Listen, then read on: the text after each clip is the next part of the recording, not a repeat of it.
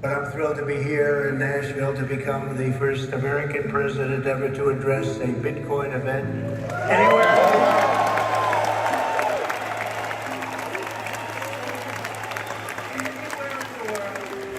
And it was voluntary. Everybody walking, yeah, no, but the government, Donald Trump, all this is like idiots. All of us, idiots. So right now it's being captured. And it's been captured because it has a lot of value. How we're gonna get out of this? I don't know. The astrology is a little bit rough. It's a little bit rough. So right now we're there. We're like, the name of your podcast, I was thinking the other day, is like, do we still have the spirits of Satoshi here? I mean, where is the spirit? Where is it now? So I try to go to the concept of what value is. That's what keeps me there. Even if it's like 58,000 right now, whatever. Because it's not the price, that's the price. The value, what is it representing for someone's life, someone's future. Monica, welcome back. Round 2. Hi, Kyle. So good to see you. You as well. It was a pleasure to interview you at your exhibit where you installed some art at the University of Washington last year. And Yeah. During that conversation, you described a shift that was happening or that was going to happen. We've been in touch since then, and I think we've definitely experienced a shift, but I'm curious, coming from you, how do you describe that shift? What are we seeing in the world? What are you feeling internally that just builds on that previous conversation and open question there? Yeah, that's a very wide question, but I'm going to try to narrow it a little bit through my experience. So this is interesting. We met, if I'm not wrong, around April last year. And I can tell you right now, like if I think of April last year, for me, it's like another century. It's like, because for me, 2025 was really the end of an era at many, many levels. And I think some people are starting to feel it like that. Whether you read the fourth turning and you know that we're going through another different cycle. Even in Bitcoin, we see the cycles are different right now. So is this what kind of market is this? People trying to like grasp what's going on, but we are like, if we see it from like astrological or like time cycles, we are at the end of something and at the beginning of something else. So we're in this threshold, and this is interesting because when you're in a threshold, you don't know. It's not like you like Friday is the end and the beginning is Saturday. It's like there's a moment in time where things merge, like what is closing, dissolving, that you have to actually let go. You have to start moving towards evolving in a new direction. And then when you actually start moving towards there, then you start feeling the new. But some people are still stuck in the old because they're holding on to the old ways because they're familiar, not necessarily better, but they're familiar. So you will see different levels. People are feeling, some people are completely advanced. Like I remember writing something on social media, I think around February this year, when the whole war started, and I was like rolling my eyes. I said, I am going to dedicate the rest of my life until I die to beauty, to harmony, to giving inspiration to people. I don't want to live in a destructive way. Of course, I can stand up every day and go, look at that, look at that, look at that. And I'm not going to accomplish anything. So it was a shift for me. I made a change on how my perspective was starting to see more wrong things than right. And so I don't want to be in that moral axis. I don't want to say you're wrong and I'm right, because maybe I'm wrong. And maybe you're right. And so what about, why don't I just sit down and create? So I made like a decision February. And I think a little bit after I met you in Medellin, like Medellin for me was a place to think about where I am in terms of like, do I want to, and this is going to sound funny, like when you go to conferences and you speak, for me, that's a performance. And I was like, do you want to perform? I mean, you've been an artist for a long time. So what do you want to achieve? So I was thinking in those terms. And then I said, maybe that's not me. And maybe me wants to create, but create from a different place. So that's where I think that the shift took me. And I've been feeling this year, since February, since I made that change, probably mid-February, the life is different. Like the orientation, it's like almost like I got a new compass and go, woo, I calibrated the direction and go like, okay, if I'm going to be a creator, keep on doing the creativity with intention, with purpose. and then things will unfold. I have no idea. I mean, at this point, I kind of know where I'm going, but February, March, April, May, I was like, I don't know who's driving. But the only thing that it was giving me every morning was the intention to do good. Like, I want to be part of this world doing good. So I didn't get caught up with a lot of the dialectics that we have right now in Bitcoin, like everybody fighting. Like everywhere you go, people are still like, nah, nah, nah. I said, I can't do this anymore. So I withdrew from there because I was part of that. I was kind of like, be more dogmatic about how important people should know about money. It's like, if they don't want to know about money, not my problem anymore. So I have become, not that I don't care, but the way I'm caring is different. I'm caring for me, caring to plant seeds. And if you see something that I have, you get inspired and you want me to talk about it, sure, I'm going to open that. But no more like trying to educate people right and left, because some people don't want to be educated. And guess what? We need NPCs so we can know that we're not NPCs. It's contrast. So that's what I see. So though there was also astrologically like a very big event. There have been a bunch of them, but this one was like similar to the quality of what happened on 2020 when the world changed. So this one was February, what was it, 20th? I forgot. Yeah, it's around end of February. Two big planets meet together after 36 years. And these planets, when they meet, which is Saturn is the definition of how we define a reality, and Neptune is the illusion or the dissolution of reality. So the last time they met in Capricorn in November 1989, so which is exactly when the Berlin Wall fell. Before that was 1953, around Mao, around Stalin dying, like that was also like the fall of something else. Before that was 1917. So if you go and the Bolshevik Revolution, so if you go back in history, you will always have these moments every 36 years. It's like something, it's completely dissolved and something new happens. Now the interesting thing is this time they met at 0 degrees areas, which is the very beginning of the whole thing. It's the beginning of everything. And the last time they met at that degree was like 4,000 years ago. Wow. So we're all going, and I knew, like, and the interesting thing is, this is the last thing I'm going to say before, I'll let you ask me more things. It's like the whole purpose of this new beginning is about understanding what identity is. So this word is very important. I was telling you before we connected that the mind lives in a non-local place. This is where ideas are. This is where abstraction is. This is where art is. This is a place there is no, unless you bring it down and you create something, ideas just, they're floating around, right? So archetypes as well. And so I forgot why I was saying this. Wait, what were we saying before that? Hold on. Well, just the idea that there's a big change. No, Yeah. the word idea. So, an Yeah. identity.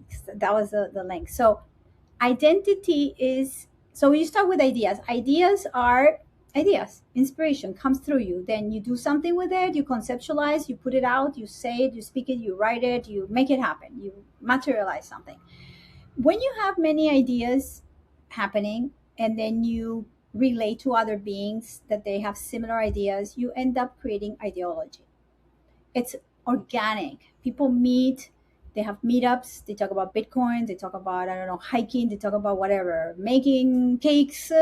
And then it turns out being that you end up building a cult or a church or an institution that is following an ideology. Now, what happens after a while, then you are attending these things, you end up having an identity. So right now the world is kind of giving us the opportunity to erase the familiar identity that we were carrying, because right now there's a reset and people are feeling like, am I the same person like, I don't know, 10 years ago, 2 years ago? What is important? So we're all going through that process, whether you're conscious or not. The identity is being revealed. So I've been doing that question for myself, like, who am I? Where do I want to go? Am I performing in front of a crowd? Do I want to perform? Because I don't know how I got here. Like, yeah, I love Bitcoin, but does it mean that I love Bitcoin? I have to go conference to conference and trying to talk. Maybe I'm gonna surf better writing books. I don't know. So I was really, really questioning that. And I think and I feel that the world is asking that, and bring AI to that. right now, and it has shifted everything, the whole landscape, because the people who are actually innovating are no longer detached from the identity of AI. It's Mm. actually it's helping us define what the new identity is. Whether you're going to build a full that I'm completely into AI. I have not stopped. I'm building stuff, and what I'm building is like this new identity that I'm shaping. It's going to have all these AI supporting my crazy ideas, and so I can become more productive and have more time to go to the beach and bike and do the things that I want to do. So it's a tool. So for me, it's not something that is going to come and take away anything from me, because I'm sorry. I'm like the machine's not going to come and hijack me. I will give the machine, if I want to be hijacked, I'll do the same thing as we did with social media scroll, same thing. So it's like the awareness or the intention. So yes, we're in few years, like I will say until 2030, kind of redefining something. We will see more later, but 2026 also numerology is number one. So we're all at the beginning, we're all like in kindergarten again. Mm. I don't know if you feel familiar, similar, I don't know, doesn't make any sense, I don't know. It no 100% makes sense. I'm leaning into the first turning, trying to get out of the fourth turning. One of my favorite podcasts is the Bugle Weekly, and they have a lot of like hilarious jokes, but one of them is that like we're already in the first turning and Oh people yeah, just oh don't we know are. it yet. No, we are, because you see, when you're in the threshold or you're in the liminal space, it's like when you're in the womb of your mother. Are you Kyle, or you're going to be Kyle, or are you putting together what Kyle is going to be? So we're in the gestation moment, and Mm. those even that moment is incredible, because the intention of that gestation is really what is going to materialize and manifest something with intention.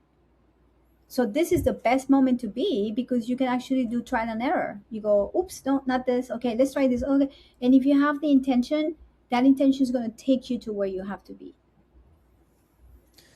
So you're writing a new book. I'm super excited. I got a little inside look at the first couple chapters, and we'll spark a lot of the conversation from here. But it centers around the idea of the architecture of value.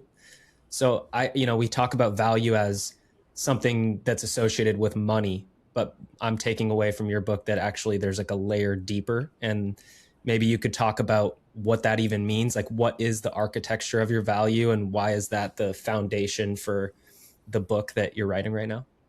Yeah, thank you. So this is interesting, because the first book that I wrote, it was almost like an explanation to myself and whoever wanted to read my book about who I am, because being a polymath is something that is not very easy to explain, especially because my mind, like you asked me this morning, like, your ideas, and I'm like, that's my mind 24/7, like, Crazy world oh, you must live in. I live in this thing, and it's all imagination. And I was like, this is Oh, a it's very beautiful. beginning, like, thank you, like connecting different things, because I'm very curious. So I'm very curious about history. I'm very curious about etymology. When I get into a subject, I want to dive deep. So I got into Bitcoin, and then immediately after, I got into economics, Austrian economics. So this is really what happened when I studied Austrian economics, is to understand, like, there were three things that they were incredible for me to understand. One, like human human action, like movement is important for decision making. The other one was low time preference, which I think I already spoke in the first conversation. And the other one is the value is subjective. So that thing was for me so incredible, especially as an artist. Like, you gotta make yourself a person of value, otherwise people won't value what you do. And sometimes value, most of the time, is equivalent to money, but not necessarily all the time, because if you have insecurities, or you have, like, you want to be validated, you have many things. So you basically have to find out where are the limitations that you have with those values, and that word can go like, you know the things that you believe in, the things that the principles that you stand on, what kind of integrity you have. So value is kind of very wide. And doing all the research that I've been doing, I found out, for instance, that the word axiom, which is very much used in praxeology and economics, means worth in Greek. So worth, value, has always been at the very core of every principle. Because when you have values, then you build your life with integrity and you start practicing virtues, practicing a direction that is going to take you. So the thing that I wanted, that's why I started weaving this, is like, okay, so Mises wrote Human Action last century. Where did he get those ideas from? Because, like where? And so I started digging out, and then I went like, oh my God, this guy's pretty much taking everything Aristotle spoke about, but he's making it into the individuality. And Aristotle spoke about politics being the behavior of the people. Human action is the purposeful behavior of a human being. That's what it is. So you study the behavior. Politics is the behavior of the collective. Obviously, what we think and say politics now has nothing to do with what it was. So even in the constitution of this country, we talk about, doing things for the purpose of flourishing. That's Aristotle talking about the same thing.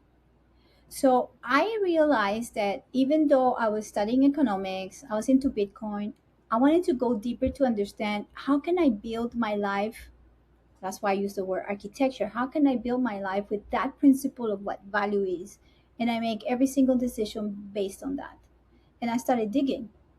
So it's not just physical, it's not material. It's also how you stand in front of somebody and you place boundaries with somebody who could be abusive to you, a neighbor, I don't know, whatever, a lover, a boss, something like that. So if you don't know where your values are, you cannot define that.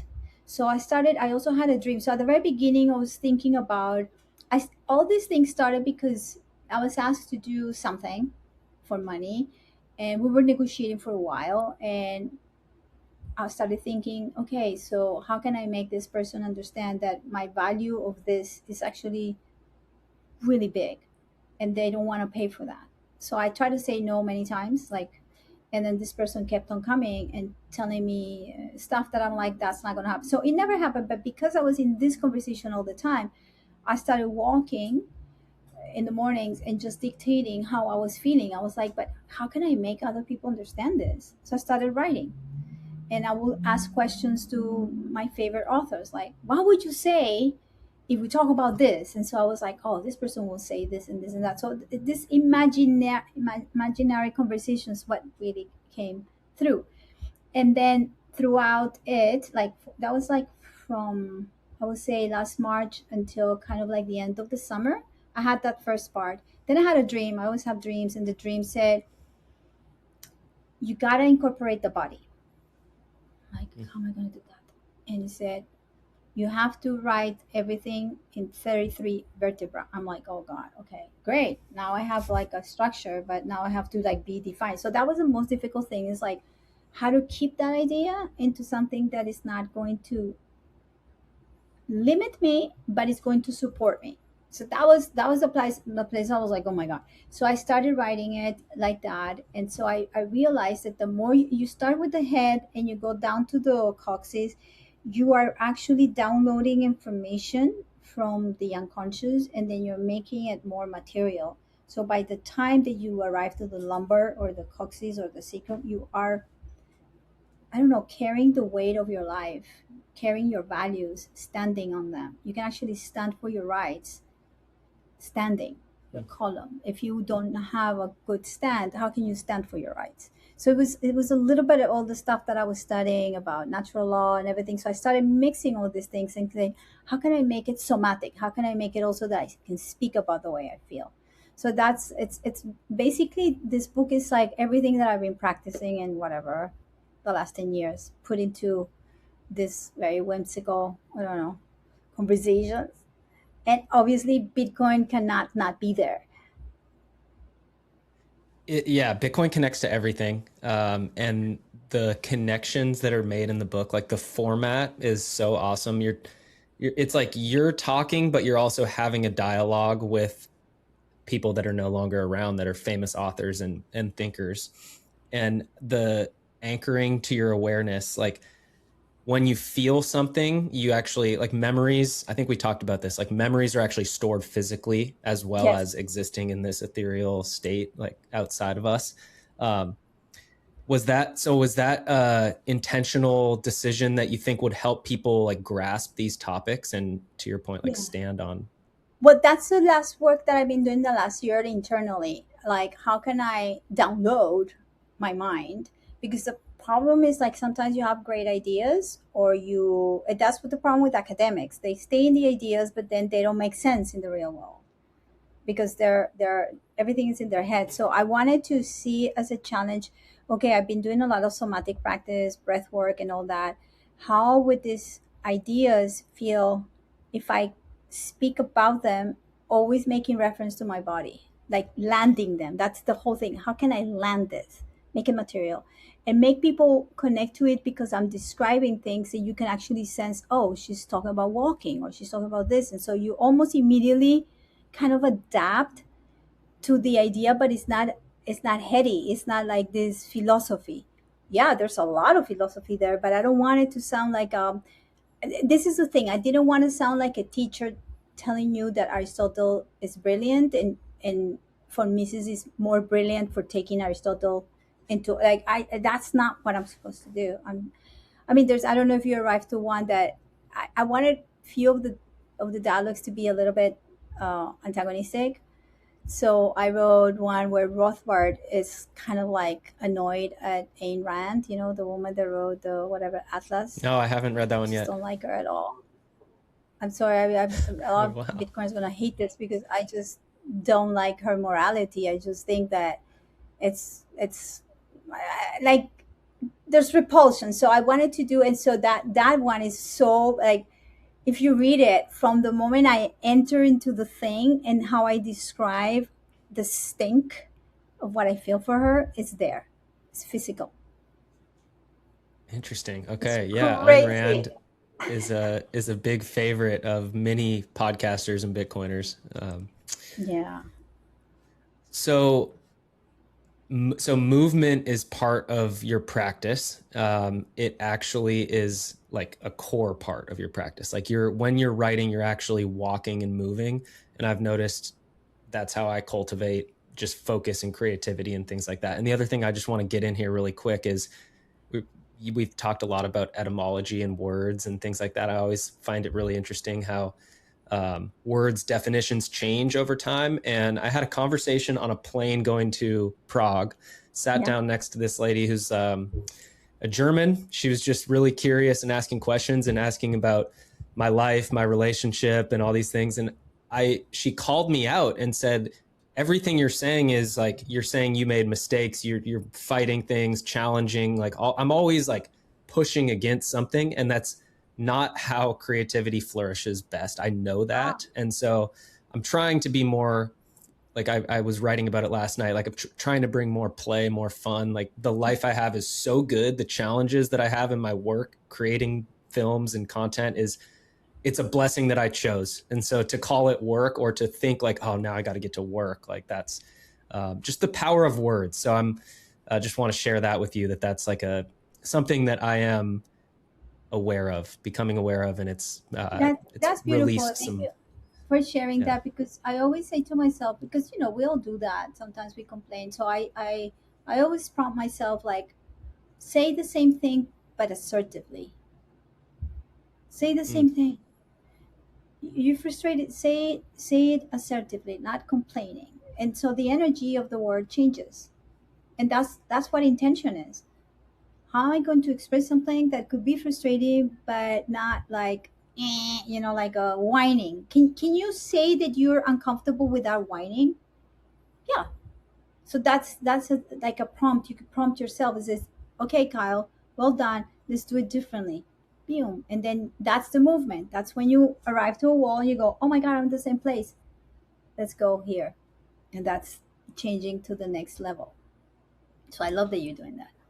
Yeah, say it assertively. That's another good way of saying it. Like just frame it differently, reframe things to serve you best, right?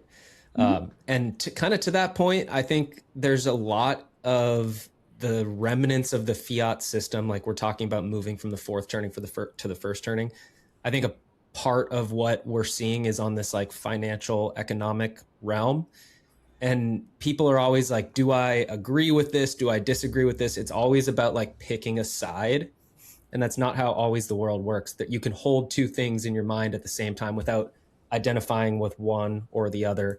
Is that something that you practice, or that you would say there's That's, always been something that you do? well, it's in the title, The Art of Synthesis. So what is synthesis? If you really, it's like synthesis is what happens when you have a thesis and you have the antithesis. Okay, so you have an argument here that works, and you have somebody else like, I don't think so.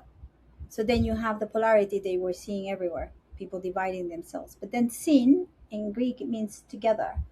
Synthesis is, for me, is the most important thing, and it really relates to the idea of Trinity.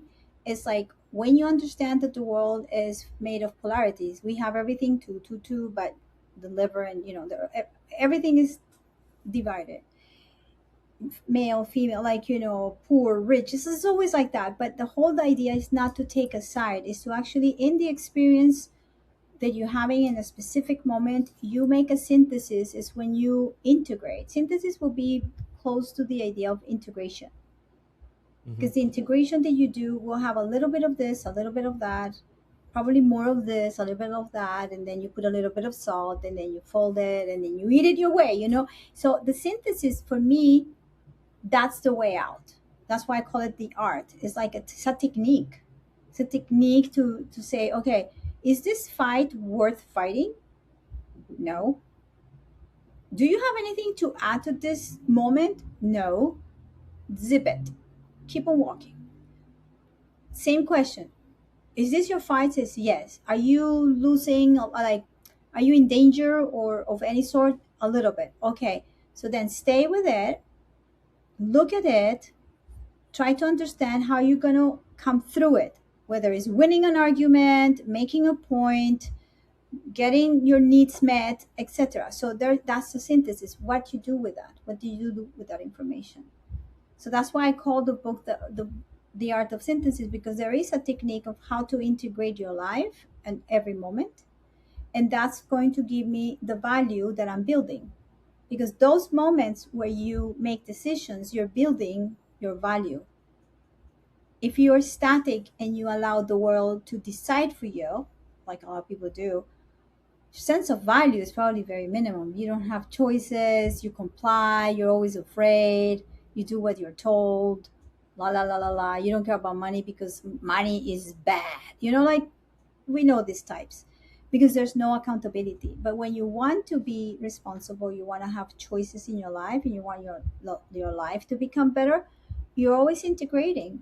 So the art of synthesis is to understand that we live in a polarity, but that doesn't mean that you have to be all the time bipolar.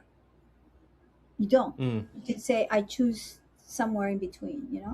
So that was a good question, because that's a book. Yeah. You do such a fantastic job of it. And it's like, how do I say this?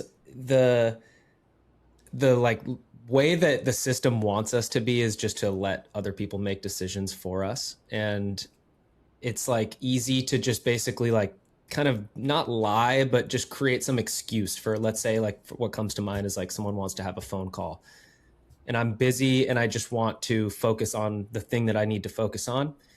Protecting my time has been like super, super important. And I know you're a person who's often in service of others, showing up for others, but also you have to draw boundaries at a certain point. I think that really can't be understated, like the importance of like having your values and just being straightforward. And it's not like disrespectful or something like that. Actually, that conveys to other people that you do value yourself. Exactly, because it's the no.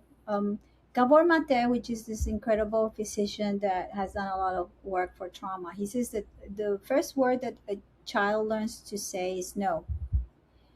And that's very wise, because the child already knows that probably parents are trespassing. No, immediately. So that, and we're taught that saying no, you're not nice. Oh, be nice, have manners. You hear your parents say, Kyle, be nice to your neighbor. No, like, because there's an urge for you to say no.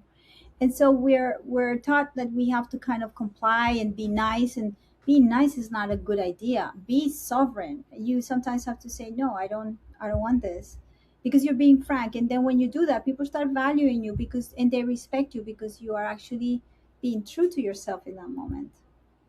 So it's very important. And I was not like this. I was always saying yes, and then I was angry because I said yes to things that I didn't want to do, and then I would be very feisty. And so I said no. Right now, I just I take time to make decisions, and then I go like no, or something like that. I recently almost walked out a very big commission because they were taking too long for the contract, and they were really pulling my strings in a way that was like 10 days ago. I just wrote an email and we're like, I love my work. I love what I do. I love having opportunities like this to serve people in like big institutions that are going to enjoy what I do. But this contract, if I sign it, I'm going to go against everything I value. And I said, before we part ways amicably, maybe we should have a phone call. And within 5 minutes, they set up an appointment, and I received the contract yesterday. But it was me standing for what I believe is correct. Mm. And they were impressed. They go like, "Wow!" And they were apologetic. And I said, "Guys, I understand lawyers and stuff like that, but sometimes you just have to give it a break. Just give it a break, because you want to work with me, but but me saying it at one point, Kyle, swear to God, I was like, if I don't get this job, I'll have to start looking for another one, because this is going to be good for 2 years and a half. But I was so sure about not wanting people to cross my boundaries that was more important for me than the money. There are things more important than money, and Yeah. your values and your soul are two of those things. Yeah, but then the interesting thing is, like, if you stand for that, people will say, yes, we want you, which they did. And the interesting thing is that I did not override my needs. I took care. So needs are before values. We all have needs. And if our needs are not met, Mm. those that are essential, you do not value. So you need to know what you need, and then you have to take care of those values. And those values are going to, when you accumulate them and put them together, they're going to give you a meaning in your life. So they're all together. They're all like weaving together. Here's a quote that maybe does relate. Am I allowed to read a quote from the Sure, passage? Okay. sure. The art of synthesis and the architecture of value builds on the foundation of coordinates to open perspectives for those willing to risk finding their value. It jumped off the page to me, and I wrote, why is it a risk? Like, I kind of get it, but you have to, maybe the story you just told is an example of, like, it's not like it was for sure going to work out. You literally have to take a risk at some point and say, like, nope, like, I'm drawing the line, here it is.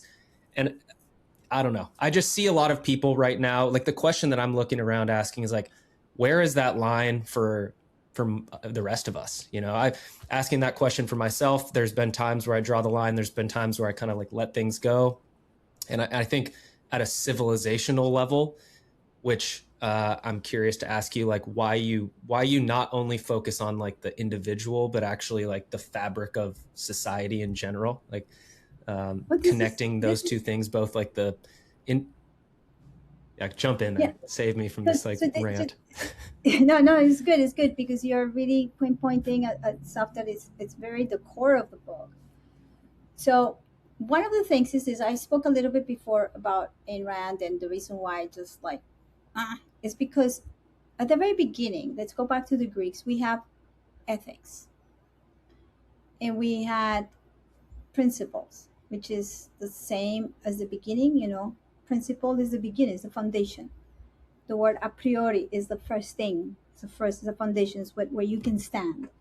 Then you also have integrity. And for me, integrity is a very individual vertical line.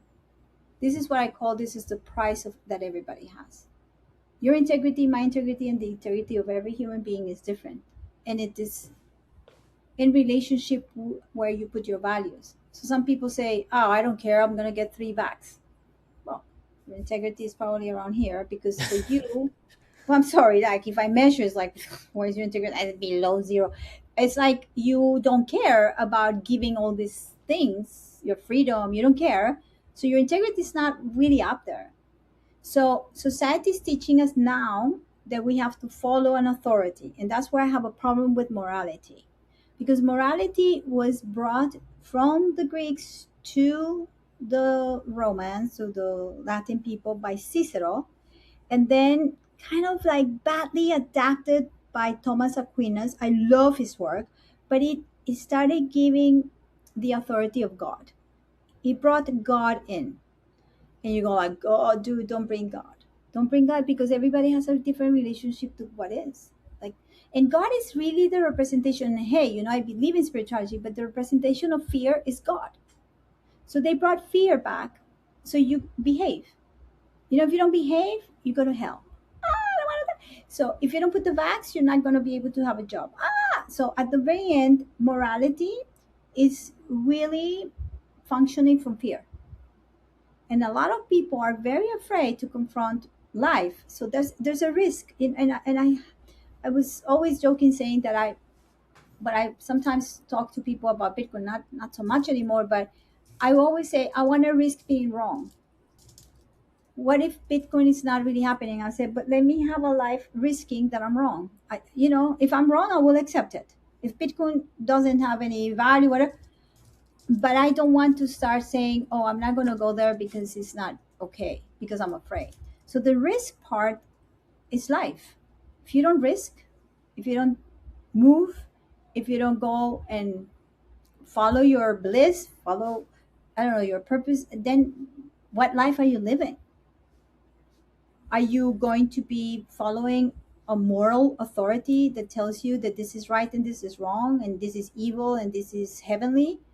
Well, what kind of life is that going to be shaped? Like at the very end, how is that going to be shaped? Because at the very end, you will have to always vow to someone.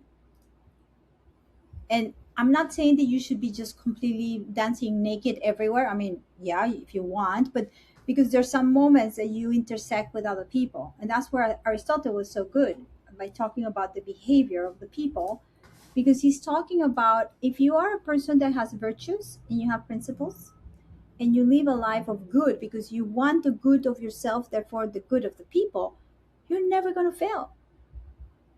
You're not going to fail, because then you're going to attract other people that they're doing the same thing. So then you build a community that is, going to flourish. So this is a principle. And so when morality would, that's why when I find characters like this, I just, I always have this image of like the person that arrives to the parking lot and starts going in reverse and go, and then crashes everything. Is like, you want to crash a party, bring a moral person that is full of judgment and destroys everything. You're wrong. That's wrong. It's like, who are you to tell me that that's right or wrong? I can tell when I'm not doing things with a good conscience. I can tell. You can tell too. You go to bed and oh my God, I screamed today too much, or I did something.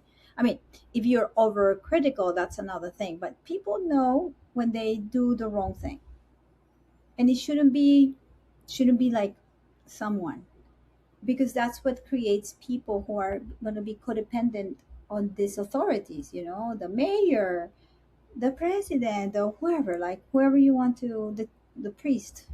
I don't know. So that's right.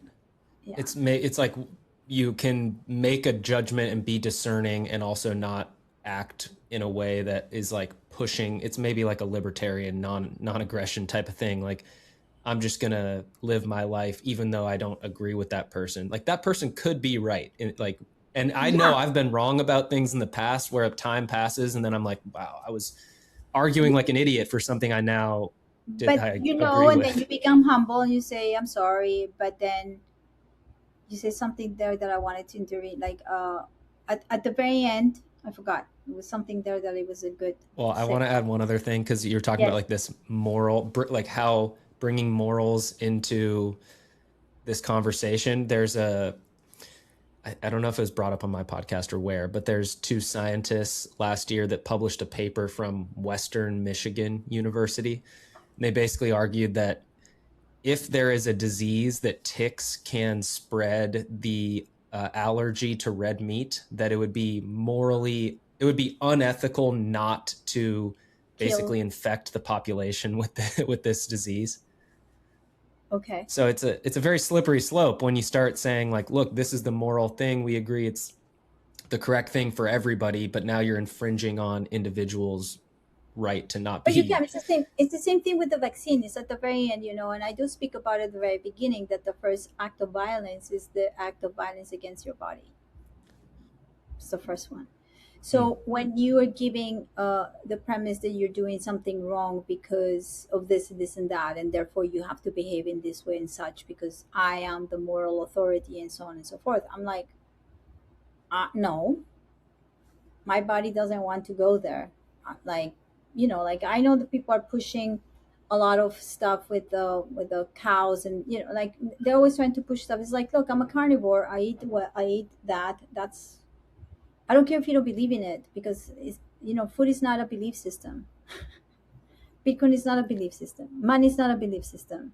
And people want, and that's why I was talking about ideologies and identity.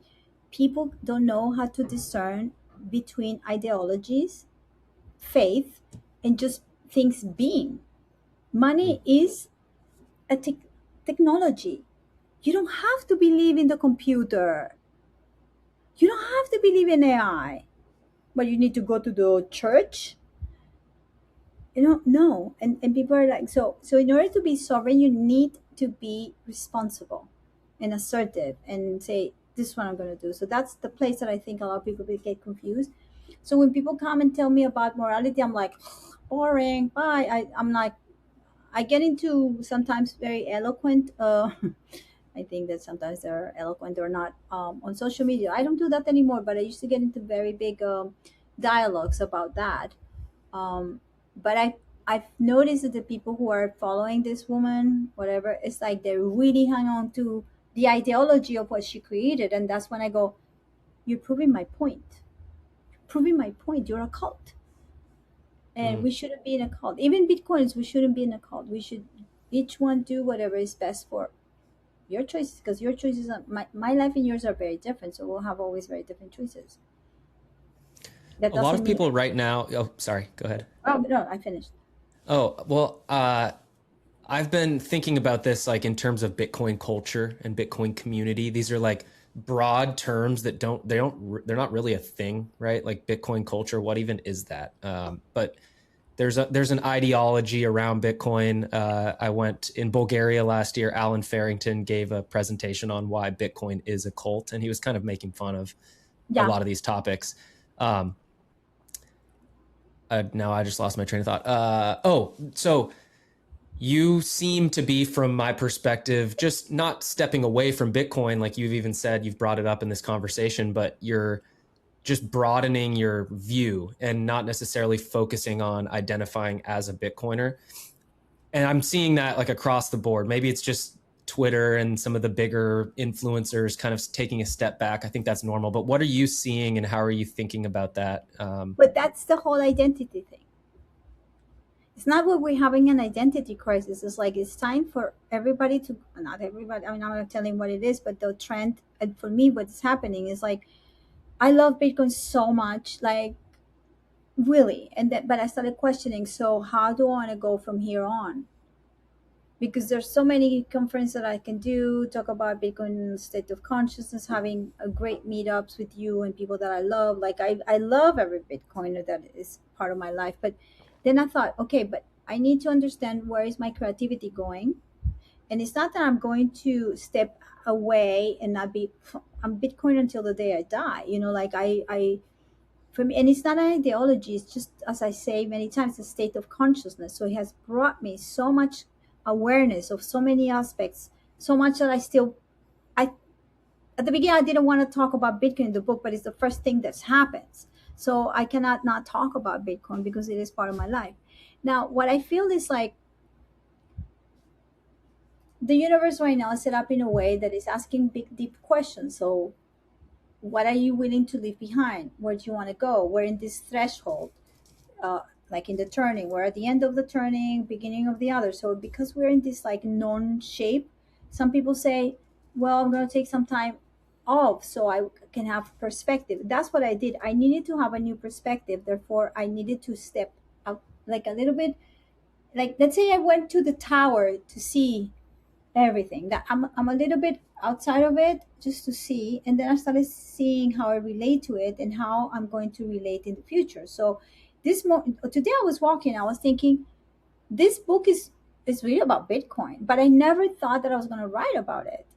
Like, I thought, oh, I'm writing about myself, but there's Bitcoin everywhere until the very end. It's like, so so I think that, again, this year is the process. We're going to have like great astrology in the next years, because whoever wants to step away a little bit or out of the whole thing to see it, when you go back to the tracks, you will have a larger perspective of what's going on. Because also there's been like, it's funny, there's a chapter I speak about Sailor, right? Did you read that one? No, I haven't read that one either. Okay. I had to rewrite it. Why is Had that? to- well, because I have to be more critical about the whole situation. I have to be real. And I was not critical. I mean, I've been very critical of him in the last year or so, but I was like, okay, but I'm not critical of him. Like, he can do whatever he wants. Everybody's free, but it's a little bit like bringing to forth, like, are people realizing like we cannot make human beings like idols? Because we can't, because everybody, even like they always say, you have to kill your heroes, like, so you can land them. You cannot think it's not somebody's perfect. Even Satoshi, like, there's no perfection there. So I feel that that's what's happening right now. There's a lot of people that have been disillusioned, disappointed. Things are not going the same way. you know I don't even say that this is a bear market. I don't care about labeling anymore, because it is questioning me. Do I want to continue? you know of course I do, but I mean, do I? And I felt at one point, not disillusion, but I was like, what is this, like, fogginess that there is in Bitcoin? It's like a big fog. And then you enter to Twitter and you go, oh my God, these people are crazy. And so I'm this is interesting thing. The few people that I follow, everybody's into AI. So I'm having fun, because that side of the coders, or the people, the Bitcoiners, they already saw like an opportunity with AI. So I'm like, let's play. AI is going to help us so much if we know how to play. So I feel like the people who are creative, people who are actually expanding everything, but not like Sailor, because he I laugh because he created, there was this meme, or I don't know if it was an interview like a couple of days ago, like last week, when he says that he created everything with AI. I mean, I knew this because he said it in Vegas last year. I remember rolling my eyes. I go like, oh God, okay, he's gonna say this and everybody's gonna do the same. I'm not worried about him. I'm worried that the people who follow him, they're not really free. They're not sovereign. Hmm. And that's what makes the law, like, that makes the whole environment not clear. But who am I to say that he's wrong or whatever and I'm right? I don't care about this anymore, about being the perfect Bitcoiner, or like he shouldn't be saying that. Or, I mean, it's pretty divided, everything right now. Yeah, no, for sure.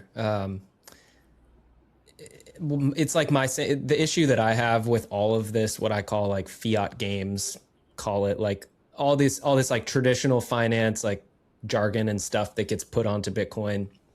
It's like, I'm not complaining that it exists. I'm just, similar to you, concerned that it confuses people who are trying to seek the truth. So you get into Bitcoin, oh, like, how do I learn more? Oh, well, there's this guy, Michael Saylor. Yes, he did an awesome 9-part series with Robert Breedlove, but since then he's a different person. And if you follow him now, you won't learn anything, right? And I brought this up, but he literally said on stage at the Vegas conference this year, this digital credit idea is the iPhone moment, and you can think about Bitcoin and digital credit as two opposite ends of the spectrum. So he literally just told all the Bitcoiners, like, I'm doing something that's the opposite end of the spectrum as all of you. It's like, well, then we're not the same, dude. No. And then But people yeah, no, just yeah, he started last year, and the last one, because I was in Vegas this year, but the last one, I was like, because he actually talked about AI, and everybody should be doing this. Everybody should be like mortgaging your grandmother's house. It's like, it's just he's saying these things that probably, I don't know, can be inspiring, but I think it's dangerous what he's doing. It's dangerous also because, and I write about it in the book. I mean, there's a conversation between with Dante and me, and he said, "What's going on with this sailor guy?" Or I said, "This guy sailor." He goes, "What is he, an usurer?" You know, and I'm like, Mm. "You want me to tell you what's really happening?" And then I go, da, da, da, da, and he goes, "Uh huh." But is this like? And I, I speak a little about digital credit, and I go, at the very end, this paper Bitcoin. It's the same banknote that the people in Florence were doing at the time of Dante. I bring a lot of Dante here because he lived in a time where the banks in Italy were doing disasters. So this history is repeating itself over and over. It's not, I mean, 1910 is like the and 1971 are like the earlier versions or like the closest, but this story is forever a repetition of who wants to dilute the money or Hmm. dilute I mean, he's diluting his stock. I always laugh because the word stock is like when you make a bone broth, Yeah. and imagine that I say, "Hey Kyle, let's go and have dinner, come to my house, I just make the most delicious bone broth," and then you arrive with three of your friends, and I go, "Oh my god," and then you say, "Don't worry, we can put water in it." That's what he did. Great Is analogy. that real? Yeah, is that real stock or diluted? So you say what Monica told me. She used to make this incredible broth. I don't know why it doesn't taste anything. Well, you brought seven more people. Shh, water. It's like you can't dilute things just because you're playing a game. And I think he's playing a game, and that game is dangerous in these times. Another thing that I know from the chart of Bitcoin, and I recently made a very funny analogy, but actually I'm thinking about it more and more. So in the Bitcoin chart, Bitcoin was always going to be locked in a like in confrontation between wanting to be the savior of leaving the fiat system or wanted to be part of the system. So what won was that the ETFs and everything brought Bitcoin to the system. And in old times, you used to have like a young maiden that was the one who was going to marry the other family. So it was like some parents were keeping like the pretty one, whatever, and the dowry. So then the big person arrives and says, "I want to marry this woman," and so you make this. So Bitcoin is the young maiden, and he got married to the big guy.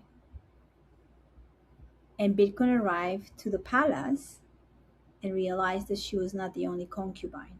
Oopsie. And that's where we are right now. We fucked it up. Everybody, yeah, yeah, yeah. ETFs, paper, Bitcoin, derivatives, I mean, you name it, the whole game. That's where we are right now. And that's why Bitcoin right now is in a moment like, when you read those horrible stories of people who kidnap children and they keep them like, underneath Yeah, the worst people that basement. have ever existed. Yeah. Basement. This is where Bitcoin is right now, in the basement of some palace, because Bitcoin cannot move. Mm. Because one day we're going to do something with these girls, and it was voluntary.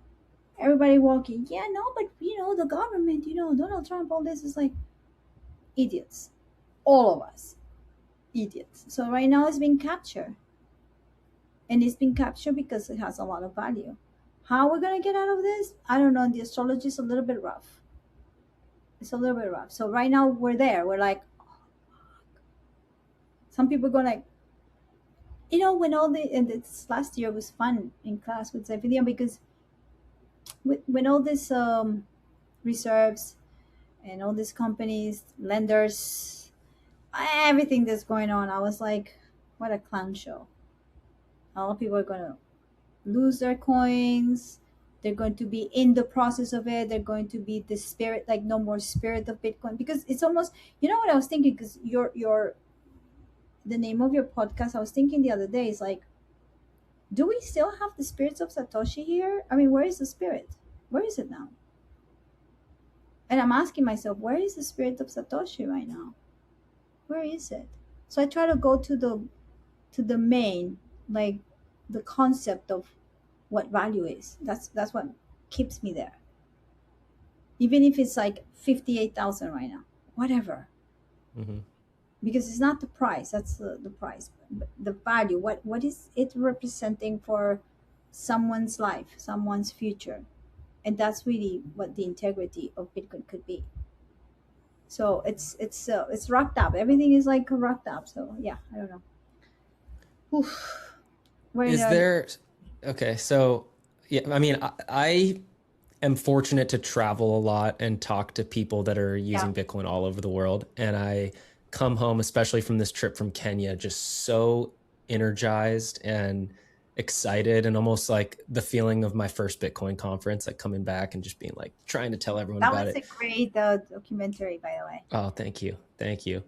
But I do recognize that like many of us like don't get that experience. So I feel it's almost an obligation for me to try and tell like stories that actually like bring people back to the value that Bitcoin brings. And even though it is, I would agree it is captured to some degree. And right now with this whole BIP 110, it's like Knott's V2, right? And Yeah, yeah, yeah. I look at it like, okay, the big players came, they're not going to give up power easily. They know Bitcoin is a direct threat to their control system.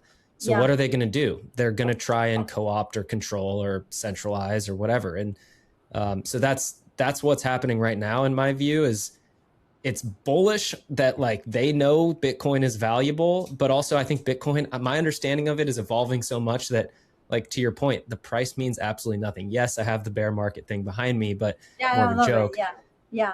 But for me, like what I kind of anchor to is like time is the most valuable resource we have. And Yes. regardless of the Bitcoin price, which I do think is going to go much higher, much faster than we're ready for, but regardless, my time is not being stolen from me anymore. Like that's the thing that it's just keeps me so excited. I don't see any other way to store my time without being stolen from.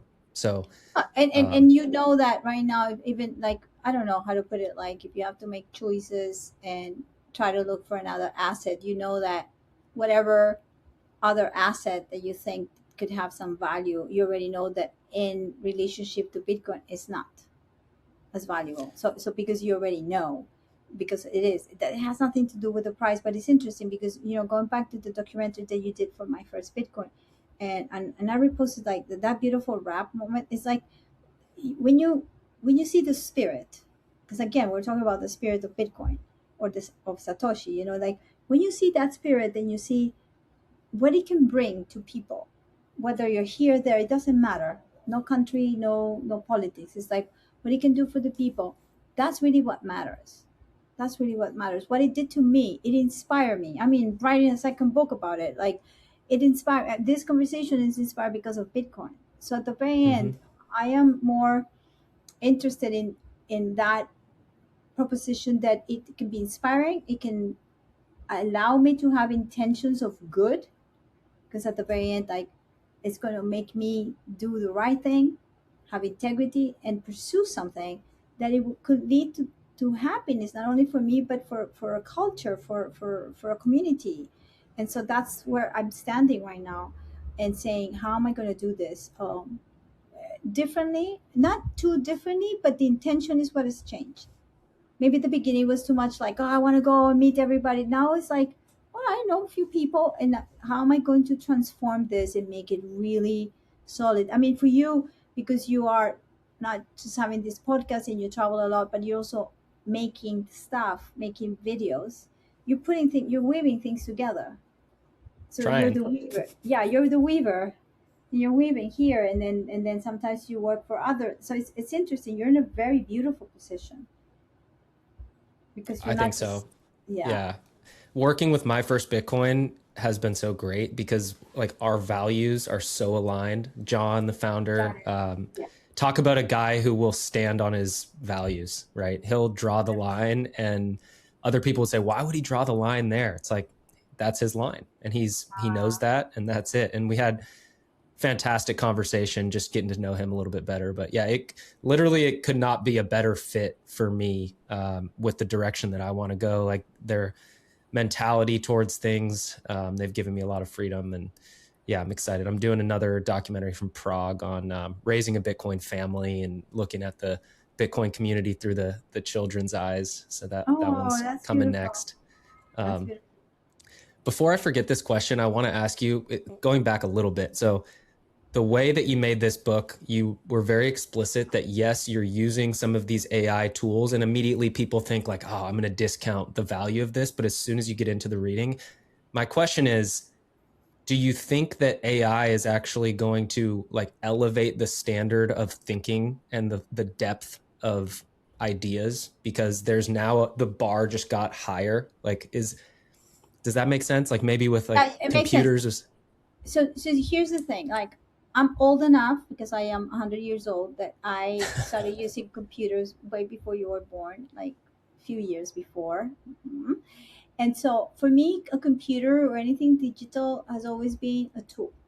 So if you understand like the word tool, skills, those, and it's funny because right now when you use Anthropic and Cloud, they're using those names all the time, like make the skill. So when you are skillful with something and you have like a practice or a technique, at the very end, that's what's going to make your life artful. The word art in Greek means good skill. That's it. Hmm. And so, and skills in a way are also techniques. So we use technology, we're thinking about it like, oh, a machine. Not necessarily. A man can be a machine, you can produce stuff. So how am I going to answer the question? So the machine has been in our lives for a while. Since you were born, everybody was connected, maybe with modems, and it was like, whatever, emails. But since you were born, before, people were already connected that way.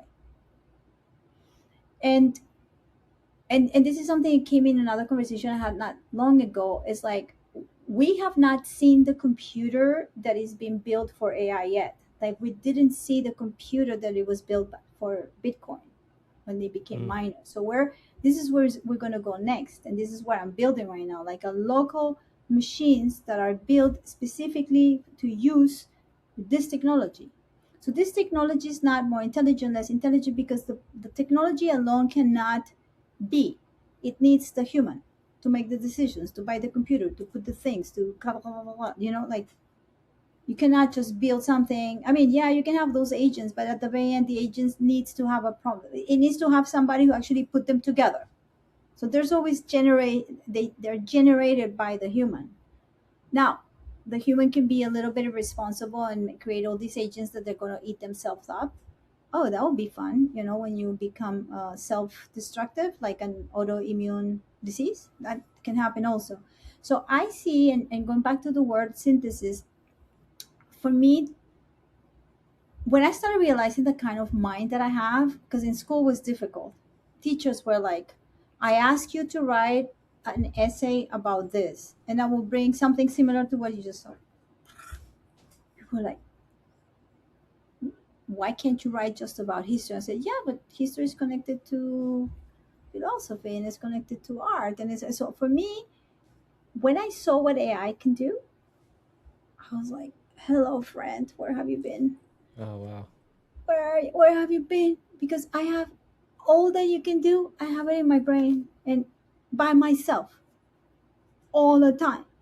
So I basically decided to build something I call a codex. Like, a codex is like a database of everything that I've done, everything that I think, everything. So I started probably 2 years ago. I don't know, when ChatGPT became very popular, I started saying, okay, how can I build a codex? How can I build these databases with my ideas, my things? So right now I built a whole system. And so I'm not, and for instance, the first things were writing, and I noticed, okay, this shit doesn't know how to write. It's a problem because he has a brain that you actually have to train it. So it is trained, in my case, to bring me I dictate. That's the thing. I started because my words are faster than when I type. And then it will give me the stuff. And sometimes I notice that they will change my text. And I said, no, no, no, no. I have to prompt this machine to transcribe verbatim.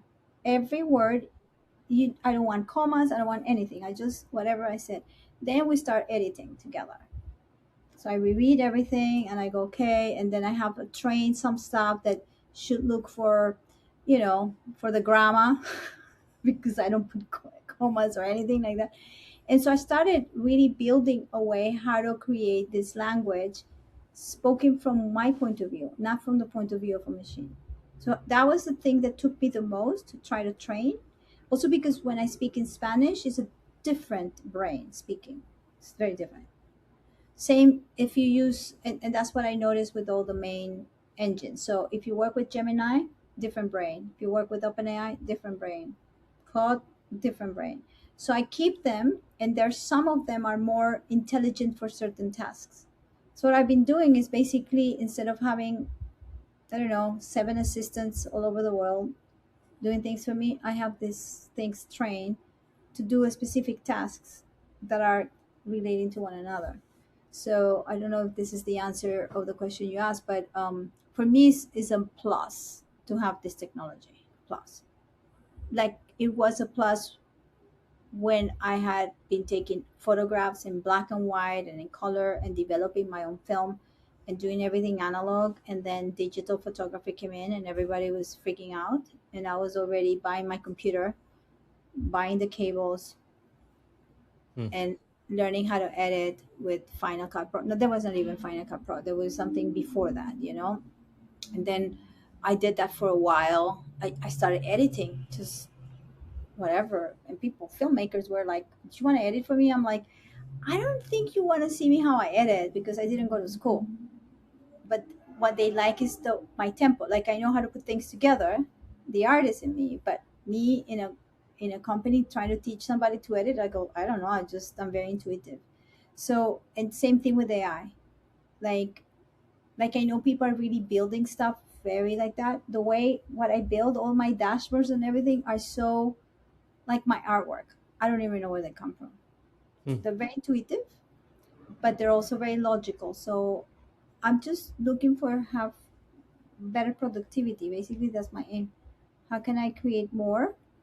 Not in quantity, but more quality in ways that I don't have to do repetitive things. So it has become really useful for me. No more assistants. That saved me the money, lots of money. I bet. And so people, I actually was thinking about this because I think the way that these models formulate ideas are very logical, and Yes. many creative people, they have so many things all over the place. Like it actually could help us seeing the structure, like taking something and I actually already putting. designed that, but this is my thing. My scope with AI was how can I build all this local infrastructure without paying one token? Because I wanted to build something with low time preference. And I have been able to do it. I don't Wow. spend because it was like the principle. What is it that I'm going to be investing at the very beginning? My time. That's very valuable, but it's my time. Because these tokens is like if you get into those like New York taxis when you're drunk and you don't know where you're going, and then when you Track it up. get off, you're like $120. You go, what? But we're not. Yeah, but you guys were drunk, so it took you 3 hours to say where you were going. It's the same thing with the tokens. It's like you don't know how to prompt, you don't know how to do, and then the machine runs and runs and runs, and then so I was really understanding the whole infrastructure of how it works, and I've been doing coding with Python before. So my challenge was, can we do this with Python? Yeah, boom. See, Claude, no tokens. Boom. So that became my goal. Zero tokens. So I've been Wow. building a different system. Actually, I would like to do like a study group. I have many people asking me, "Can you teach me?" And I said, "We have to do a study group. We have to do something where I can show because or I don't know, consult. I don't even know how I'm gonna do this because it's basically showing you how my brain works, that I can come up with solutions. But I don't want to do a class. It's like I don't want to do that. but I want to have something more like experimental, maybe a dashboard where I ask you, what do you need? So one of the things that I did is create a whole database of my work. You know how many drives, and you probably know this with video. You know how many drives I have? Like terabytes and terabytes and terabytes and usually when I have assistants, everything was organized very well. Actually, the other day I saw an old assistant, and he was like, "Oh, you're always like it." And then I said, "Can I tell you a secret?" He goes, "What?" Because I was telling him about this. I found out that I was the only one who's not really labeling things correctly. My That's files, in your yeah, files. yeah, mess. Their files, they had to be perfect. So I've been looking at stuff, and I go, "Oh my God, I really had a system that everybody did, but my system, I'm like later, final. Like I don't know, like maybe throw me, the names and stuff." So I built a database where it went through every file, everything. So I've been able to, I have that database right now, and I can Mm. search for things. And I love database. That's one thing I forgot, how much I love databases. Like I'm a geek with databases. I just love it. So I catalog a lot of stuff and then create a dashboard where these things are called and everything is categorized, so I know where everything is, and that helps me a lot because my brain is like that all the time. Like I wish, here's I'm thinking about this. So yeah, AI is like, the way I'm using it is like an extension of my brain. So I've had I'm see if I can form a question on this. So we talk as Bitcoiners a lot about this like idea of a Renaissance 2.0, and it's this whole idea of like order. I think you talked about it in what I read so far of like, how can we build higher order without having like a solid base? And this is why I keep bringing up like the Bitcoin lens stuff, because I think these guys are bringing like this physics perspective.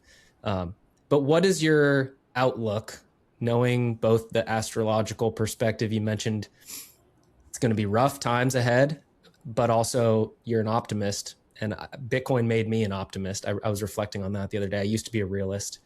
But where do you think we're going? Is it something that we might see in our lifetimes?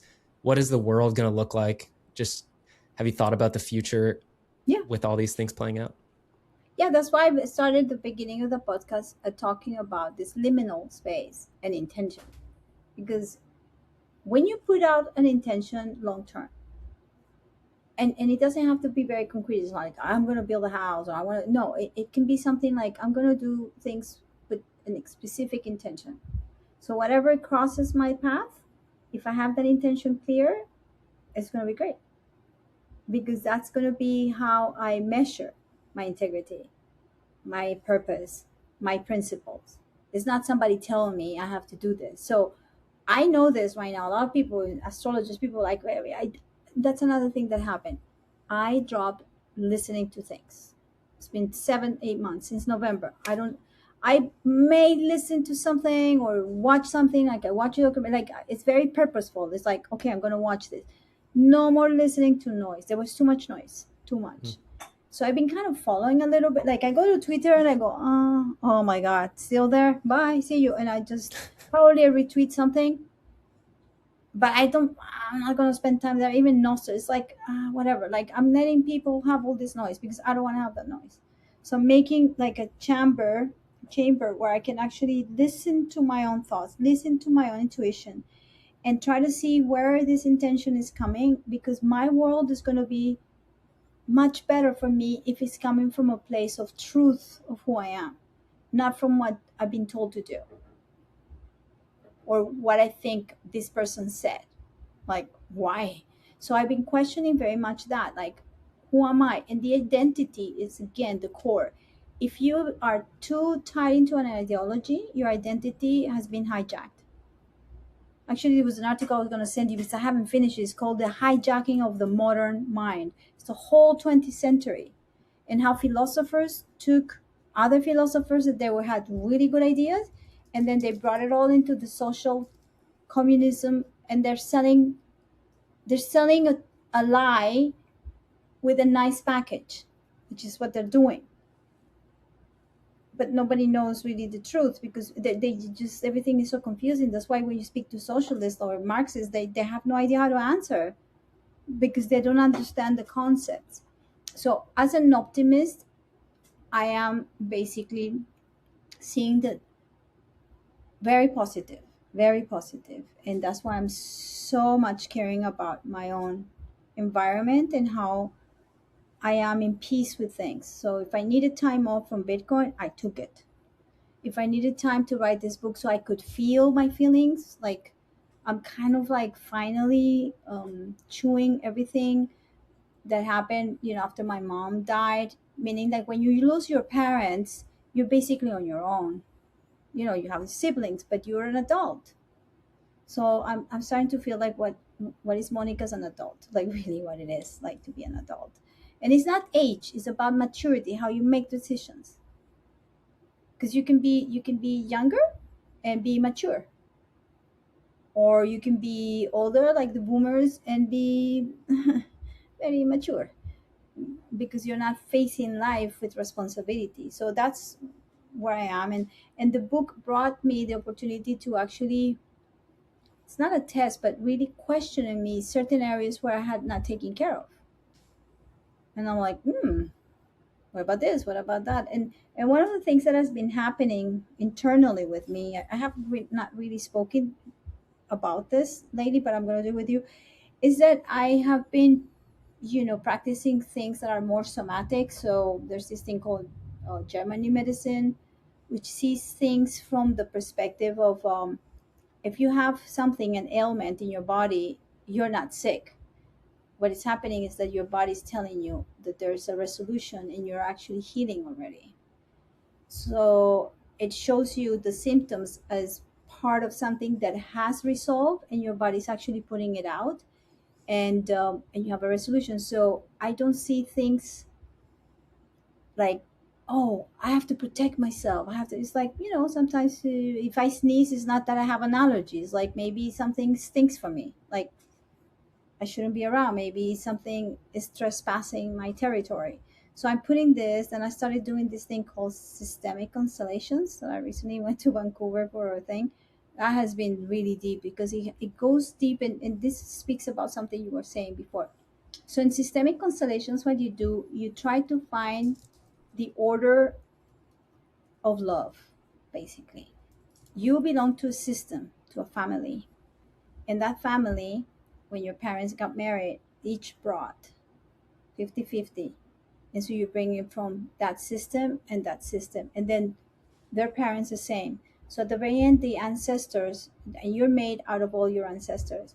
And sometimes unconsciously, we repeat stories because there are things that are missing, whether somebody dies, somebody gets, I don't know, ostracized from the family, there's miscarriages, something like that. So when you practice this thing, when you do this constellation, is to find the right place in the system.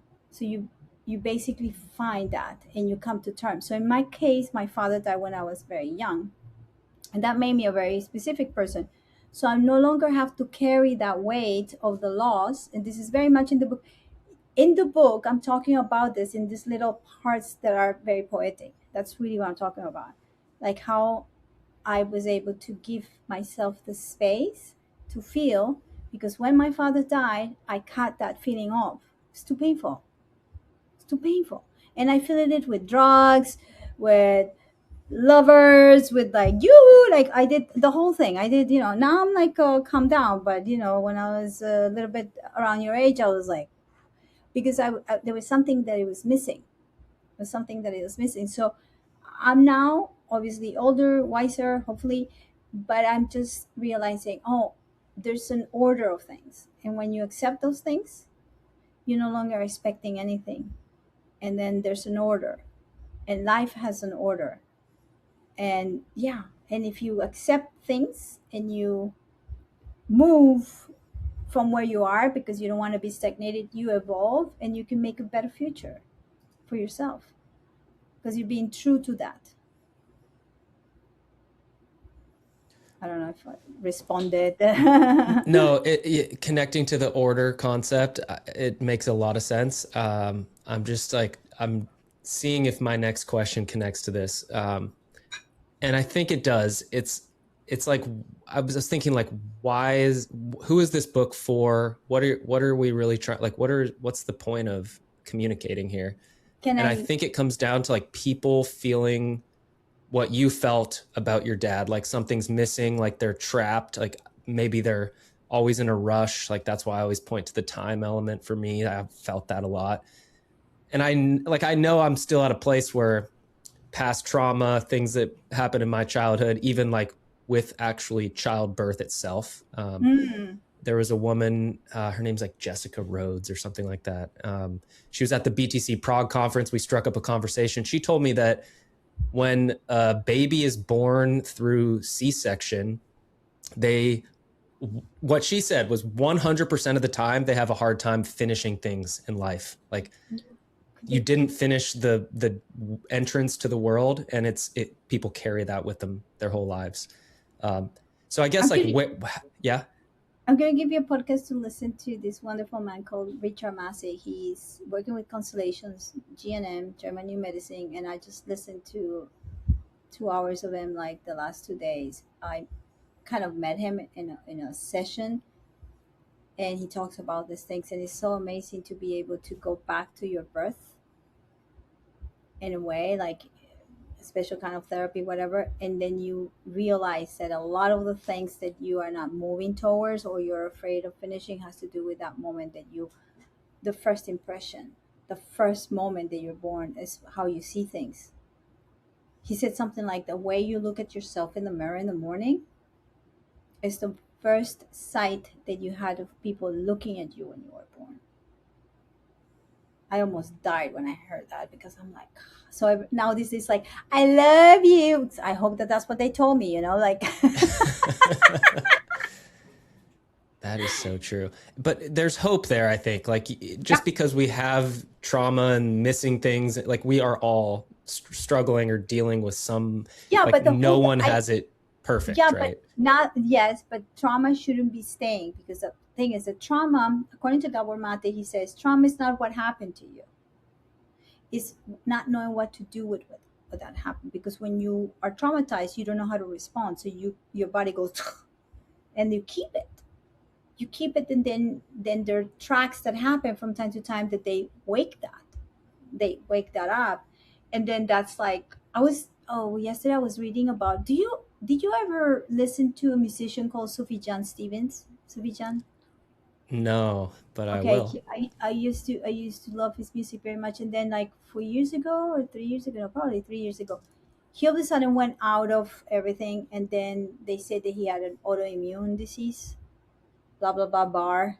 So basically, he gets paralyzed, and he basically left the music world. And yesterday, it was his birthday yesterday, and I love his music. I've listened to him live many times, and all of a sudden I was like, what happened to him? And so I started thinking, okay, I remember in 2015 he did a record about his mother dying, and he forgiving his mother because she abandoned him when he was little, 3 years old, because she was schizophrenic or something like that. So the first love, the mother, he didn't have. Then he forgives her, and she dies, but something traumatic stay in his body.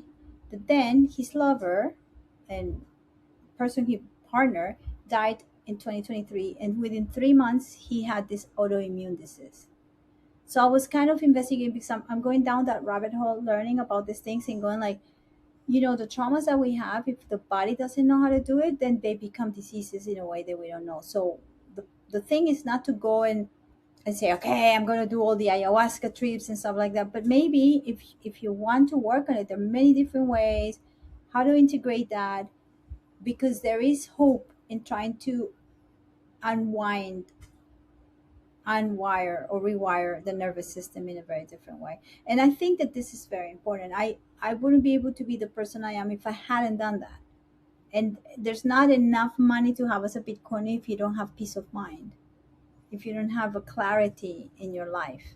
So I think that, yeah, it's very important to find that in your life.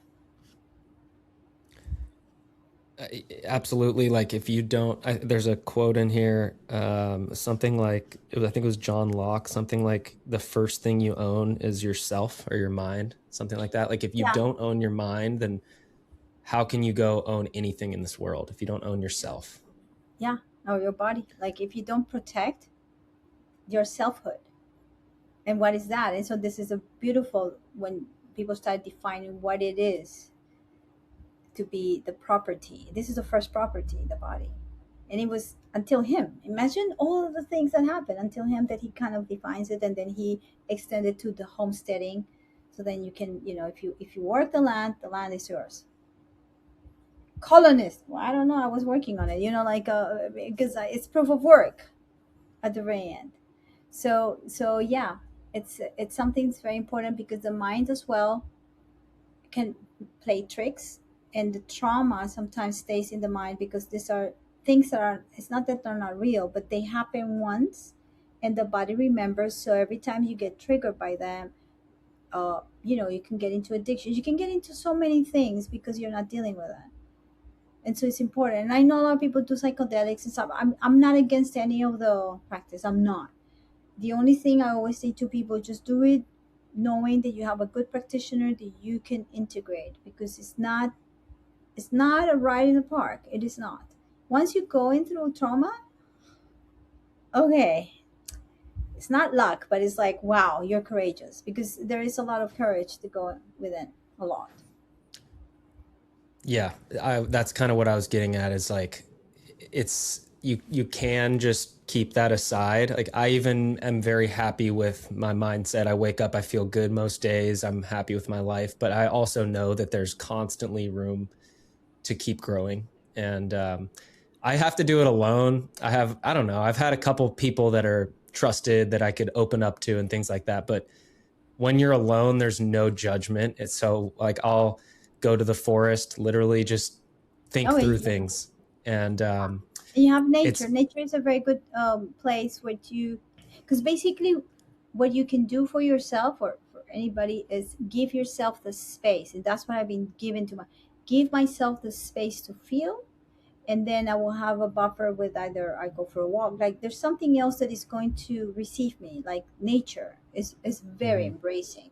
So then you can wake up anxious, but then if you do a little bit of movement, and then you just get on the bike or get to the beach or do whatever your breath whatever, within few seconds you realize it's like, oh yeah, that was a nightmare, that was a bad dream, and now it's different perspective. So that's why movement is so important, because it can take you out of the mind. The people who suffer a lot are the people who say wah, wah, wah, wah, wah, wah, wah, wah, like that. And I used to be one of those because I love to think. I'm so curious. And now it's like, we don't need to watch that thing. We don't need to listen to that shit. We're not even going to stay on Twitter. Bye. So my effort right now is like, no, I don't want this environment because it's toxic. There's so many toxic environments right now. And Mhm. Bitcoin, Twitter is extremely toxic. Yeah, almost like, and the word toxic became good in Bitcoin language. Like, oh, that guy's toxic. Like he's a cool guy. It's like, hold on, guys. Like that, we're skewing language quite a bit. Yeah. What was I going to say? So I don't know, the idea, almost like I would almost challenge this idea that many people have around like social media is toxic. Like for me, it's not at all. I social media for me is like I'm posting things I'm passionate about. I don't have anyone to determine what I can and can't say. Whatever, I try and remain like positive on there too. But the temptation to respond to the comments when it's like I post something and inevitably there's not enough context, right? I'm not paying for Twitter little check mark or whatever so I can write longer things. So I always have to boil my ideas down to a few things, and it's so tempting to respond to those people when they're like, you don't know what you're talking about, or like, or whatever it might be.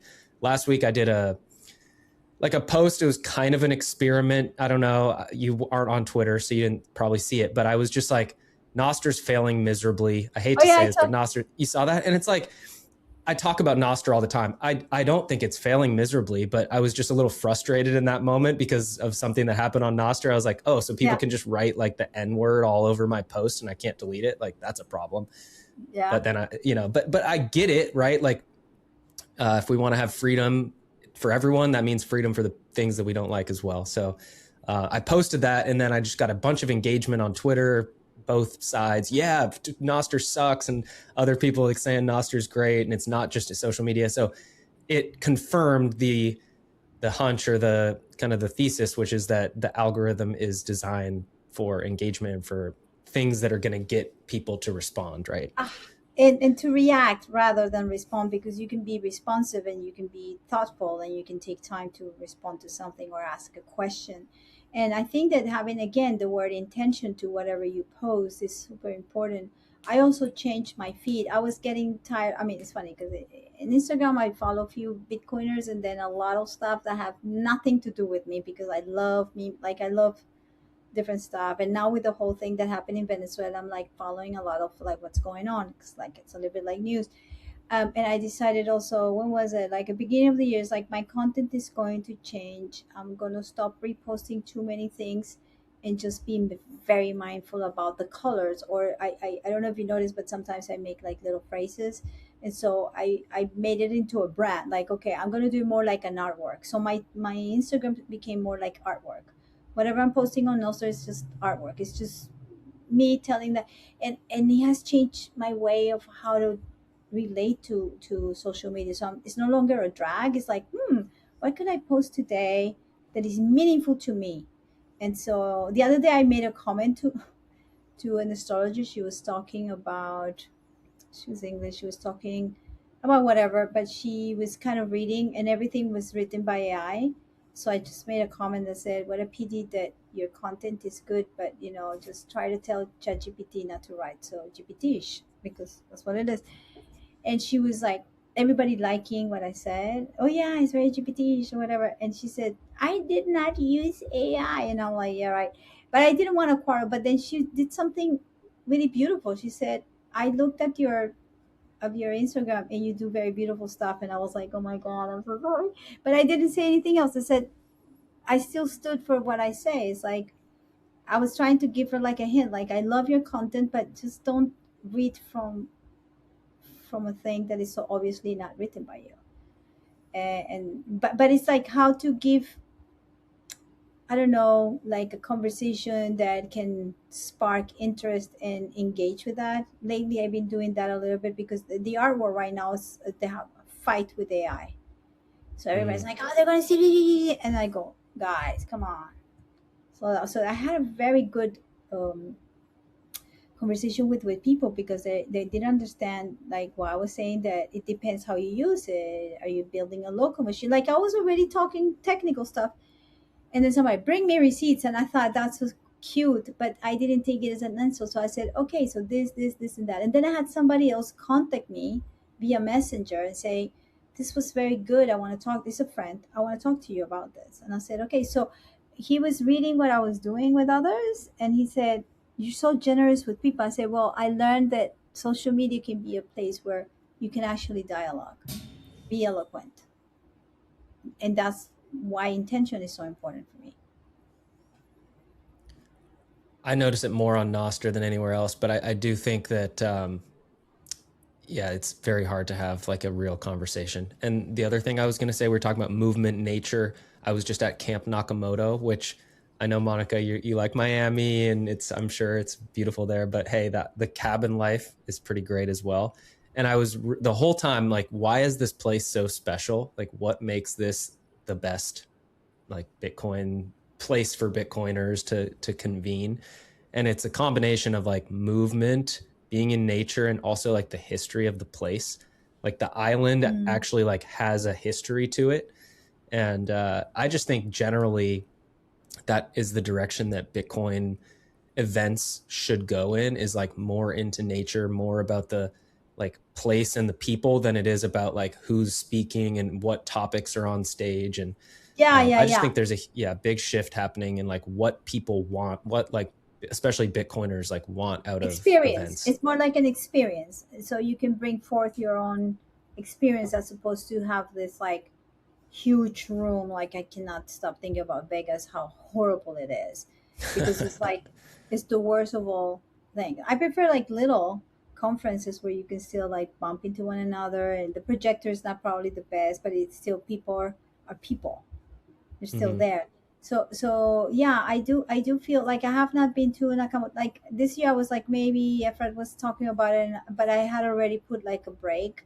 In January, I was like, I'm not going to do anything. I'm still thinking maybe I'll go to Salvador or not. I'm just going with the flow because I do want to have like the version 2 of me will be what am I going to bring as an experience, and it relates to your question, like in terms of experience, in terms of being Monica, being a Bitcoiner, but also being all these other things. What can I bring here? Because I thought even about art, like how can I create?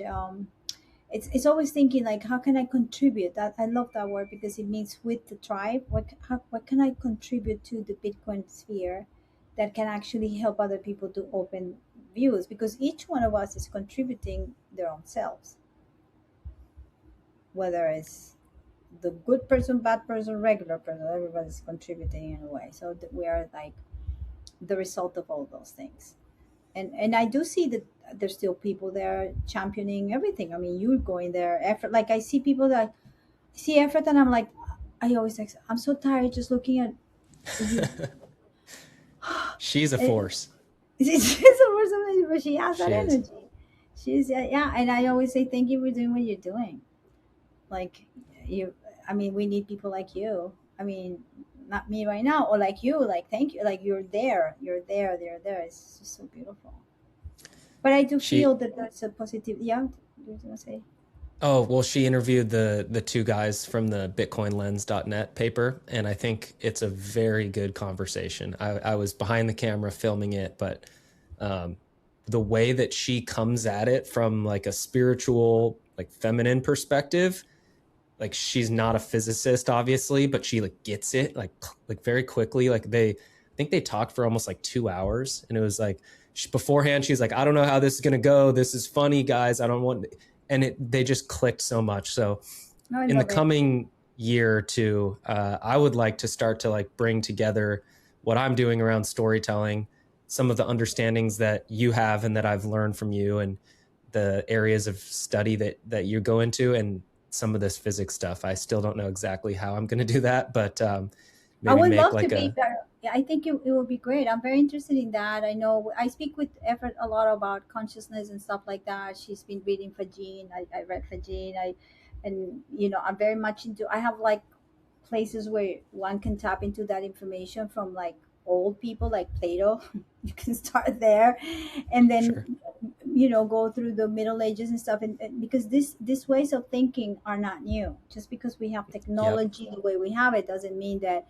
But there, like there's a chapter I speak about, quantum mechanics with this guy who was fabulous. His name was David Bohm.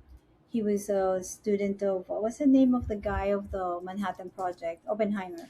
He Yeah. started at the same time, but he kind of left and went to England, and he met with this other guy called Krishnamurti. So he became more like a philosopher. He was a physicist, but I love when these physicists or these mathematicians become closer to the mind that we have right now, of like this inquiry that meets with consciousness, it meets with spirituality, and it's just there's so many places that people have that, and these are the people that I'm always looking for to talk to. They're in the book. And it's funny because I'm like, I don't have any woman, and the only woman that I have, I don't like her. Ayn Rand. That is too funny. So this is maybe my last question. Okay. Did you know that the I Ching, which is the precursor to the Tao Te Ching, actually that's where 64-bit computer code comes from? Yeah, I knew because I studied with the Taoist teacher for 12 years. So one of the things that you study is the whole I Ching, which actually is a way of reading time. It's an oracle. It's the most ancient computer ever existed in terms of like binary Right. system. And it also in the end of the 50s or 60s, I forgot when it was. It probably was the 70s. There was a guy who really related the DNA codons to the I Ching. So when I do Yep. the readings of human design, we use the I Ching, the hexagrams. I've done pieces of art with the hexagrams, the understanding of time. So it is a clock, but the way Chinese read time is through cycles. So there are many layers of how to read these cycles, but they're always moving, and there's always yin and yang. You see the yin and yang when you see them, it's called Tai Chi. You see them still. But if you were to move them and put them like that, it's the same as the torus. Have you seen this image of the torus? Hmm. That's the yin and yang, whereas like the electromagnetic fields are moving around, and this is what life is. This is when you do qigong, or you do acupuncture, or you do any of these practices that come from China. We're always talking about the integration of the yin and yang, the polarities, and the synthesis. This is the hexagrams are parting from trigrams, and the trigram is really the representation of the masculine, the feminine, and in the middle, guess who's there? Satoshi. The, No. the human. Well, yeah, the human. So you The have the human. sky, Yeah. you have the heavens, and you have the earth. The heavens is creativity, and that's the hexagram number one. And then the earth is the two, the receiver, fertility, the mother, the womb. And so creativity comes, plants the seed, and what comes through is the human. So the three lines are the representation of the cosmology of humanity. And Wow. I'm in love with the I Ching. I did the whole, I studied a lot of it, and then I created a piece in 2006 with the I Ching, and I asked my teacher because it's something that is very ancient. So it's a code. I wrote a little bit about it in the first book, but it's not so simple to understand until you don't have somebody doing the transmission. They're not real books to read about it. I got everything orally through my teacher. It Wow. teaches you because it teaches you when you're doing qigong or you're doing tai chi, you're doing the I Ching. It's all part of the. It's like a code. It is a code. It's a binary code. Right. Yeah, I never knew that. And I like my understanding is like Western and Eastern philosophies and traditions, knowledge bases have like been growing in parallel. They're still very And separate. And maybe we're actually, going through this period where they're coming back oh yeah, together. there's actually in the book, in the first book, I'll text you later the page. There's a conversation of Terence McKenna. You know this guy. Yeah. Okay, he was very much into the I Ching. If you look at the stuff with the I Ching, he understood it completely. There's a fictionary, actually I laugh because this is the only part of the book that I created a dialogue between him and what's the name of this musician that was very famous that did no sound, what's his name, John, oh my god, he's an Lennon? artist. No, no, no, no, no. Let me just look right now, what's his name, he's very famous, he's an artist, John something, hold on, I'm just gonna look very. There's a lot of Johns out there and No, but among the he was, music. no, but wait, John E. Ching. What's his name? Artist. One sec. It's, forget it. I'm not gonna find it. I'll text it. But yeah, his name is. I'm gonna remember as soon as we finish this. But I'm it's in the sure, yeah. book. It's in the book, and it's a fictional conversation about the I Ching between the two of them, because he did a whole series of music in the 50s, 60s that it was based on the I Ching. Because the I Ching actually, when you use it as an oracle, you actually throw some coins, and the coins will tell you which hexagram is, and so you can look at it as an oracle. The I Ching can tell you. I use the I Ching many times when I want to ask questions. So it's a So do you think that the next like level of human adoption or just like human growth is going to come from tapping into this ancient knowledge more oh so than yeah, totally. discovering new? Yeah, because everything is being already lived and is already said, and things we're just in a spiral, we're just evolving. So all our knowledge, it's already somewhere, and the ancient people knew it, and they were living in the same time, like the Buddha Lao Tzu from the I Ching, and Christ. They were all living at the same time. They were parallel. So, and I don't believe in time linear, but I believe in parallel times. So we have different timelines, so you can tap into that energy. And when you tap into, and this is what happens, for instance, in systemic constellations. When you do these things, you're tapping into one thing is called a morphogenetic field, where it's like everything is there, all the forms, everything that you have ever thought is all there, and you just tap into it. When you're meditating, you tap into that. When you are inspired to do something like a song or something, you're tapping into that intelligence. And it's something that is not just yours. This is the field of life. This is consciousness. This is the beginning. That's why Fajin speaks about consciousness being the first level. I did speak a little bit in that presentation of Bitcoin as a state of consciousness. I said Bitcoin is like the first layer of consciousness, is the base, and then from there everything is built. So consciousness is a field that we all have a connection to. Now you can tap into it, or you can live all your life without knowing that it's there. You can just like, hello, you can just start digging. And that's why quantum mechanics and quantum physics are so close to all these things. And I will encourage people to read Edward Franklin. Like he's putting this thing together between Carl Jung, archetypes, and mathematics. He was supposed to be a physicist, but he fell in love with math. Hmm. And so Edward for Franklin? me, Franklin, yeah, he's from Russia. He has the most, I actually, in the books I say he has the most sexy voice. Like he's like yummy in a way that he speaks like this. Is you go, is this a mathematician? It's like, because he's like in love with life. He's in love with life. He's in love with music, and he speaks about math and love. And you go like, who is this guy? And so he teaches math, and I'm like, I actually been writing to him. Not, I don't get any responses, but on YouTube, whatever. It's like, I love you. Like, why weren't you my math teacher? Because I failed.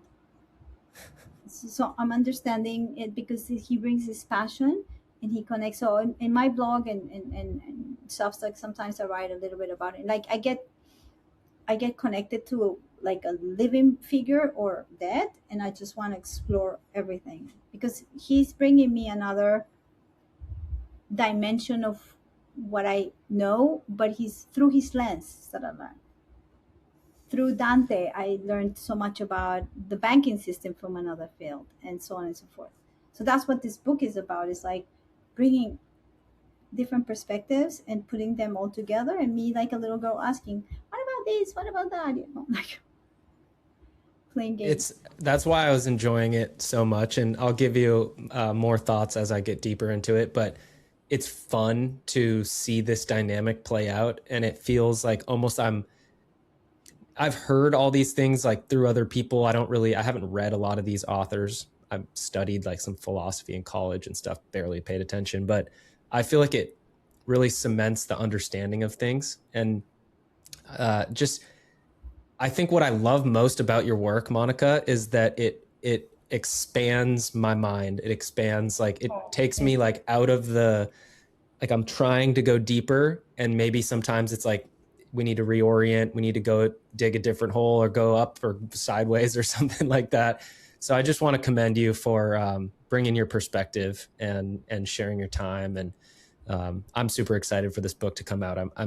Nature of My Reality is behind me. I still think it's absolutely like an awesome book, but I think this one is like taking it Yeah, to this another is level. like, yeah, and I want to make, I mean, I'm too ambitious. I wanted to make a book a year. I think it's every 2 years, like that it will depict where I am, because this book, the last one, is really where I am right now. And you've been witness. I mean, we met in a place where I create artwork, and and if you see what I create and how I put things together, that's my mind when I create public art. And this books is my mind when I create something that I want to make sense, because at the end it's just trying to make sense of this crazy reality and just putting it, adding more craziness because I'm an artist, so I can just, let's mix them, let's put them in the same sentence and see what happens, and turn on the music. So that's where I am. And going back to something really beautiful that you said before, if we don't find joy in our lives, we're dead. We're dead. So the joy is It's just look at little kittens jumping, or look at little children running, and look at little puppies eating um, the sofa, and how much fun they're having. And that's what we have to do. We have to find that in ourselves. On a daily basis, like as much as 100%. possible. Yeah. Yeah, I know Yeah. you do that with your bike. I saw what you did in Prague. I was like, what? How many kilometers did you do? These are crazy, but you did it. Literally one of the best rides of my life. Like it was so good. I was just full of joy the whole day, just smiling. I don't know. It's awesome. So thank you for this conversation, and I'm looking forward to the next one. Yeah, me too. Thank you, Kyle, and I hope I see you so soon so I can hug you in real life. Absolutely will.